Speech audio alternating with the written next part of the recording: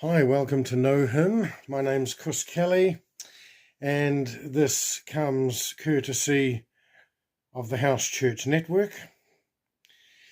The housechurchnetwork.org is, you find lots of great information on organic versus institutional church.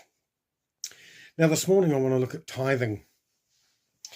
There's a lot of pressure put on Christians, mostly from Malachi chapter 3 in the Old Testament, where there's a verse that talks about, will a man rob God?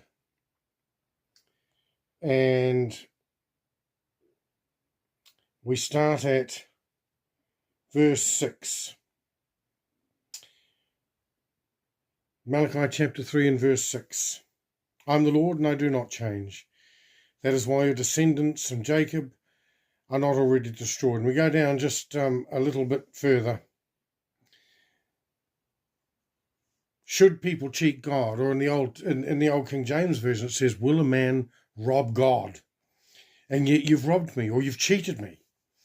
And the people ask, well, what do you mean? When did we cheat you? Well, you've cheated me out of tithes and offerings due to me. And you're under a curse, for the whole nation has been cheating me. Bring all the tithes into the storehouse so that there'll be enough food in my temple. And if you do, says the Lord of Heaven's armies, I'll open the windows of heaven for you. I'll pour out a blessing so great, you won't have enough room to take it in. Try it. Put me to the test. And that's where we normally stop. But it actually goes on and says, your crops will be abundant, your grapes will not fall. All the nations will call you blessed, says the Lord of Heaven's armies. And this verse is used to pressure and fear Christian people into tithing into their churches. Now, I would point out there is not a single line in the New Testament that compels Christians to tithe. Why is that? Tithing was part of the temple economy. In ancient Israel, they had the temple, and that was the focal point of the religion. That was the dwelling place of God.